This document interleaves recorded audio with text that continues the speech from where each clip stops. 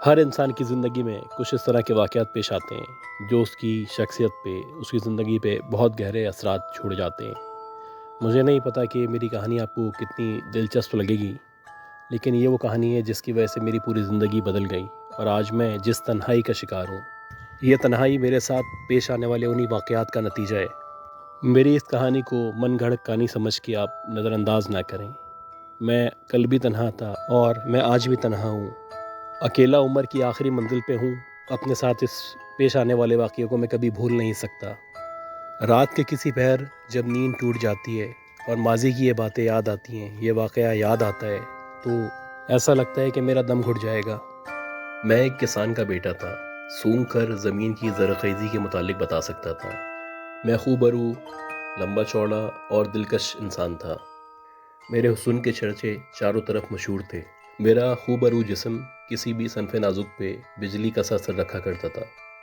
یہ وہ دور تھا جب گاؤں میں ہر کوئی کوشش کر رہا تھا کہ وہ بیرون ملک چلا جائے اور وہاں جا کے کچھ آمدنی کا ذریعہ حاصل کر سکے۔ میری بھی یہ خواہش تھی کہ میں بھی باہر جاؤں یا دوسرے شہر میں جاؤں، وہاں جا کے اچھے پیسے کما سکوں تاکہ اپنے آپ کو ایک اچھا مستقبل دے سکوں۔ انہی خیالات کو لیے میں شہر کی طرف چلا گیا۔ ہر چوراہے، ہر چورنگی، گلی گلی گھوما، لیکن مجھے روزگار کا کوئی وسیلہ نہ مل سکا۔ اور بالآخر جب میں تھک ہار چکا تو ایک گلی میں بیٹھا ہوا تھا کہ ایک دم سے میری نظر پڑی تو سامنے میں نے دیکھا کہ ہمارے گاؤں کا ایک لڑکا کاشف آ رہا ہے۔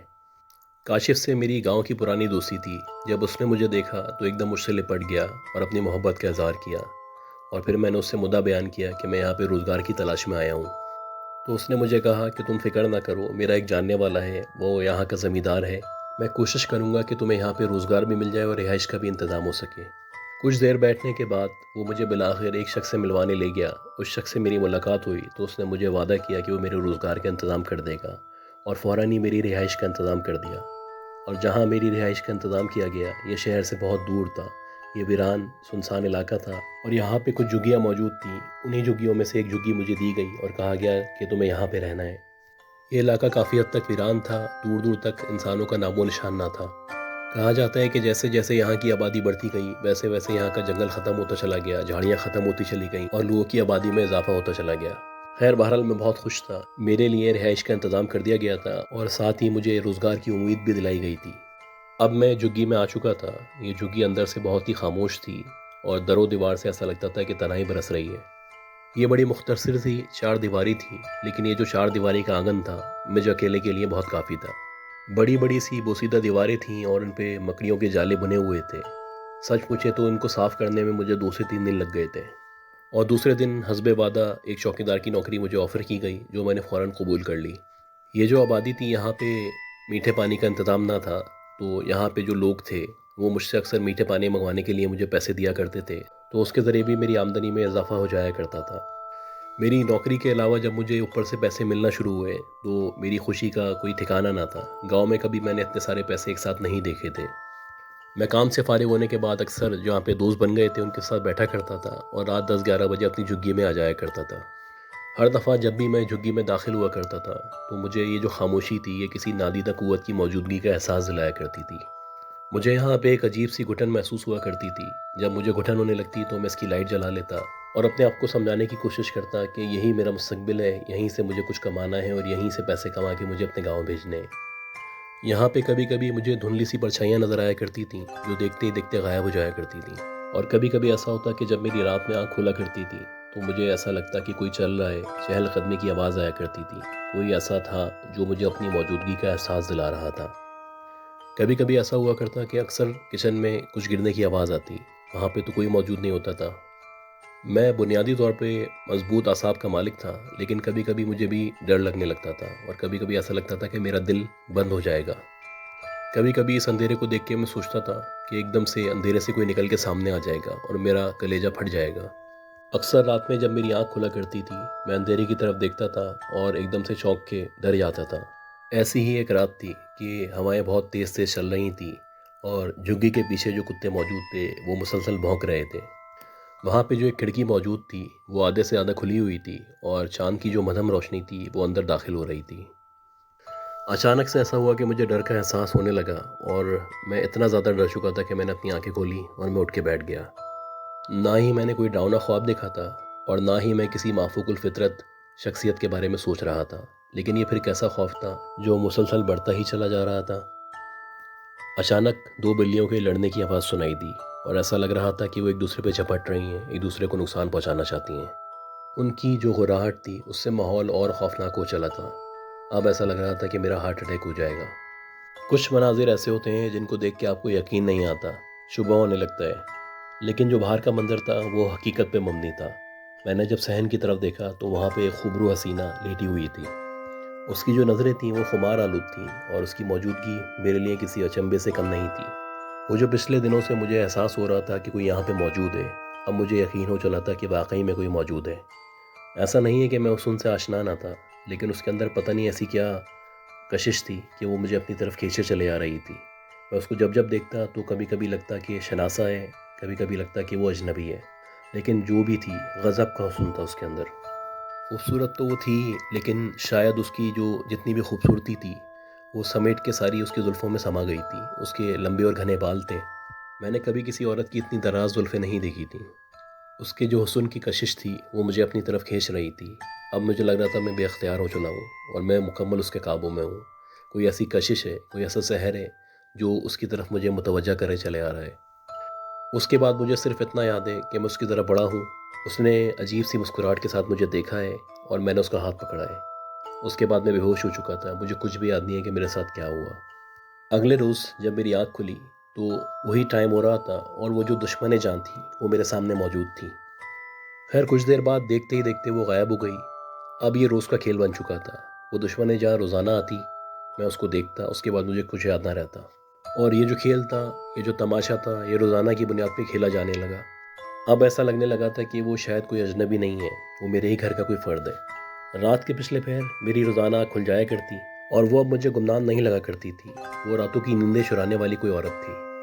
دن بھر میں نوکری پہ مصروف رہتا اور آنکھیں پھاڑ پھاڑ کے ہر صنف نازک کو دیکھتا اور کوشش کرتا کہ کہیں مجھے وہ چہرہ نظر آ جائے جو روزانہ رات میں نظر آتا ہے، لیکن ہمیشہ میں ناکام ہو جاتا اور میں مایوس ہو جاتا۔ اب مجھے لگنے لگا تھا کہ میں اس کے جال میں مکمل طور پہ پھنس چکا ہوں۔ ہر وقت اس کا چہرہ میری آنکھوں کے سامنے رہتا۔ اس چہرے کی جو کشش تھی وہ مجھے کسی چہرے میں نظر نہیں آیا کرتی تھی۔ میں اعصابی طور پہ تناؤ کا شکار ہو چکا تھا۔ میں ایک دلکش، خوبصورت اور خوبرو نوجوان تھا، لیکن اب مجھے لگ رہا تھا کہ میری صحت گرنا شروع ہو چکی ہے اور میں اپنے اعصاب پہ قابو رکھنا چھوڑ چکا ہوں۔ میں ذہنی طور پہ مریض لگنے لگا تھا۔ اب زندگی بے مصرف سی اور خالی خالی سی لگنے لگی تھی۔ ہر بات پہ غصہ آنے لگا تھا، سمجھ ہی نہیں آتا تھا کہ میرے ساتھ کیا ہو رہا ہے۔ دن بہ دن جو میری حالات خراب ہو رہی تھی، اس کو دیکھتے دیکھتے میرا جو دوست تھا وہ فکر مند تھا۔ اس کو پریشانی لگتی کہ یقیناً مجھے کچھ ہو چکا ہے۔ میرا جو دوست تھا وہ بہت دور اندیش تھا۔ اس نے اندازہ لگا لیا تھا یقیناً کسی چکر میں پڑ چکا ہے۔ اس نے مجھ سے باتوں باتوں میں ساری چیزیں اگلوا لیں اور میں نے ساری باتیں اس کو بتا دیں۔ جب میں نے ساری باتیں اس کو بتا دیں تو اس نے کہا کہ یہاں قریب ایک عامل ہیں، میں تمہیں ان کے پاس لے کے چلتا ہوں۔ جب ہم عامل کے پاس پہنچے تو عامل نے مجھے اس طرح کی نظروں سے دیکھا کہ جیسے وہ مجھے کھا جائے گا، اور اس کی نظروں کو دیکھ کے میں سہم چکا تھا۔ عامل کی نظر دیکھنے کے بعد میں ڈرا ہوا تھا، اور اسی دورانیے میں وہ جو عامل تھا اس نے کہا کہ تم اپنے ساتھ بہت غلط کر رہے ہو، اور تم جس کو لڑکی سمجھ کے، خوبصورت سمجھ کے جس کے ساتھ ٹائم گزار رہے ہو، وہ ایک عورت نہیں ہے، وہ ڈائن ہے جو تمہیں مکمل طور پہ ختم کر دے گی۔ یہ تمہاری زندگی برباد کر دے گی اور تمہیں کہیں کا نہیں چھوڑے گی۔ تمہاری پوری کی پوری زندگی اب ایک ایسی عورت کے قبضے میں ہے جس کا انسانیت سے کوئی تعلق نہیں ہے۔ اگر اسی طرح یہ سلسلہ چلتا رہا تو یقیناً تمہاری کوئی بھی رات زندگی کی آخری رات ہوگی۔ اس کے لیے ذہنی طور پہ تیار رہنا۔ اب تمہاری مرضی ہے، اگر تم مرنا چاہتے ہو تو مرو، اور اگر مرنا نہیں چاہتے تو جو تمہیں بول رہا ہوں وہ کرو۔ میں مرنا نہیں چاہتا تھا، میں تو جینا چاہتا تھا۔ میں یہاں پہ اسی لیے آیا تھا کہ اپنے گھر والوں کا بازو بن سکوں، ان کی مدد کر سکوں۔ خیر میری کیفیت دیکھ کے عامل نے بہت اچھا اندازہ لگا لیا تھا۔ اس نے مجھ پہ کچھ پڑھ کے پھونکا اور اس کے بعد اس نے مجھے ایک تعویذ دیا اور کہا کہ اپنے گھر میں پلنگ کے نیچے دبا دینا۔ اس کے بعد اس نے ایک پتھر دیا، اس پتھر پہ کچھ پڑھ کے پھونکا۔ اس نے کہا کہ یہ پتھر اپنے پاس رکھنا ہے تمہیں ہمیشہ، اور کسی بھی دن جب تمہیں موقع ملے تو تم نے کیا کرنا ہے کہ وہ جو لڑکی ہے اس لڑکی کا کوئی بھی دوپٹہ یا کپڑا لے کے زمین کے اندر گڑھا کھودنا ہے، وہاں پہ یہ دفنانا ہے، اس کے اوپر یہ پتھر رکھ دینا ہے، بس پھر تمہارا کام ختم اور انشاءاللہ تم صحیح ہو جاؤ گے۔ ویسے تو مجھے تعویذ وغیرہ اور بابا ان سب پہ یقین نہیں تھا۔ پہلے بھی میں اس طرح کے بہت سے قصے سن چکا تھا، لیکن کیونکہ میرے پاس کوئی آپشن نہیں تھا تو میرے پاس ایک ہی حل تھا کہ میں ان کی بات پہ عمل کروں اور اپنے آپ کو آزاد کراؤں اس ساحرہ سے۔ جب میں واپس اپنی جھگی کی طرف جا رہا تھا تو میں سوچ چکا تھا کہ یہ جھگی چھوڑ دوں گا تاکہ میری اس ڈائن سے یا اس ساحرہ سے ہمیشہ کے لیے زندگی آزاد ہو جائے۔ میں نے جاتے آتے کوشش کی کہ مجھے کوئی اور ایسا مکان یا جھگی مل سکے جہاں پہ میں رہ سکوں، کیونکہ اب میں کمانے لگا تھا، میں افورڈ کر سکتا تھا، میں پیسے دے سکتا تھا۔ لیکن پورے راستے پورا دن خواری کرنے کے باوجود بھی مجھے کچھ نہ ملا۔ اب شام کی دہلیز پہ رات کی تاریکی اتر رہی تھی اور میں مایوس اپنی اسی جھگی کی طرف جا رہا تھا۔ میرے پاس کوئی اور آپشن نہیں تھا۔ اب مجھے کسی دشمن فوج کے حملے کا ڈر نہیں تھا، نہ ہی کسی دہشت گرد کی گولی سے میں ڈرتا تھا۔ اب مجھے ایسے دشمن سے سامنا تھا جو مجھے پیار سے قتل کرنا چاہتا تھا۔ اب میں سوچ چکا تھا کہ میں اپنی زندگی کو بچاؤں گا اور اسی مقصد کے حصول کے لیے مجھے تگ و دوگ کرنی تھی، محنت کرنی تھی۔ اب میں پہلے سے گڈھا کھود چکا تھا، ویٹ کر رہا تھا کہ کب وہ لمحہ آئے کہ وہ جو حسین جمیل ساحرہ ہے، وہ ڈائن ہے، وہ میرے سامنے آئے اور میں کسی طرح موقع پا کے اس کا کوئی بھی کپڑے کا ٹکڑا اس گڈھے میں دبا دوں۔ دیکھتے ہی دیکھتے وہ ساحرہ، وہ ڈائن میرے سامنے موجود تھی اور اپنا جو سحر ہے مجھ پہ پھونکنے لگی۔ اس کے بال چوکی پہ تھے اور میری نظر اس کے بالوں پہ پڑی ہوئی تھی۔ اسی دورانیے میں ایک موقع پا کے میں نے جلدی سے اس کے دوپٹے کا ایک ٹکڑا کاٹا اور اس کو گڈھے میں ڈال کے اس کے اوپر پتھر رکھ دیا۔ جیسے ہی میں نے یہ کام کیا وہ چونک گئی اور مجھے دیکھنے لگی۔ وہ پھٹی پھٹی آنکھوں سے میری طرف دیکھ رہی تھی۔ میں نے جو کچھ کیا تھا یہ اتنا جلدی کیا تھا کہ اس کی سمجھ ہی نہیں آیا کہ کیا ہوا ہے، اور میرے یہ سب کرنے کے بعد وہ کسی بلی کی طرح میرے اوپر جھپٹی، اپنے ناخنوں سے مجھے نقصان پہنچانے لگی۔ اس کے چہرے پہ جو وحشت موجود تھی اس کو دیکھ کے مجھے خوف آنے لگا۔ خیر میں نے موقع پا کے اس کو دھکا دیا، وہ نیچے گر گئی۔ اس کے بعد وہ سہمی ہوئی تھی۔ اب اس کے اوسان ختم ہو چکے تھے کیونکہ جو میں نے کرنا تھا وہ کر دیا تھا۔ اس کی جو شکل تھی وہ بڑی سہمی ہوئی لگ رہی تھی، اور دیکھتے ہی دیکھتے اس نے بہت بری طرح رونا شروع کر دیا۔ اور جب وہ رو رہی تھی تو اس کے رونے میں بے چارگی تھی، سسکیاں تھیں، آہ تھی، بکا تھی اور درد محسوس ہو رہا تھا۔ کچھ دیر اس کی کیفیت ایسی رہی اور اس کے بعد آہستہ آہستہ اس کا جو مزاج تھا اس میں ٹھہراؤ آنا شروع ہو گیا۔ اب اس کی جو چہرے کی تازگی تھی وہ ختم ہو چکی تھی اور اس کے چہرے کو دیکھ کے گمان ہو رہا تھا کہ کوئی گھریلو عورت ہے۔ پورے چہرے کا جتنا بھی حسن تھا وہ غائب ہو چکا تھا۔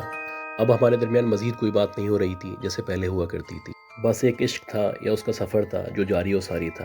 اسی طرح وہ روزانہ آیا کرتی تھی اور وہ اس موقع کی تلاش میں تھی کہ کب وہ مجھ سے اپنے کپڑے کا ٹکڑا لے، تعویذ ہٹے یہاں سے اور وہ یہاں سے بھاگ جائے۔ اب وہ مکمل طور پہ میرے بس میں تھی اور میں خوش گمانیوں کا شکار تھا کہ اس کو میں اپنے بس میں کر چکا ہوں۔ اب میں صحیح ہو جاؤں گا، سب اچھا ہو جائے گا، لیکن یہ میری غلط فہمی تھی۔ ایسی ہی ایک رات تھی، چاندنی اپنے عروج پہ تھی اور آج گمان ہو رہا تھا کہ سردی کچھ زیادہ ہی ہے۔ میں انہی خیالات میں گم تھا کہ شکر ہے کہ میری زندگی آزاد ہو گئی، میں اس ساحرہ کے سحر سے آزاد ہو گیا کہ کسی کے ایک دم سے کھنکھناتے ہوئے ہنسنے کی آواز سنائی دی اور ایسا لگا کہ کوئی چھن چھن چھن چھن کرتا ہوا میرے صحن میں آیا ہے۔ یہ جو آواز تھی یہ کسی لڑکی کی آواز تھی۔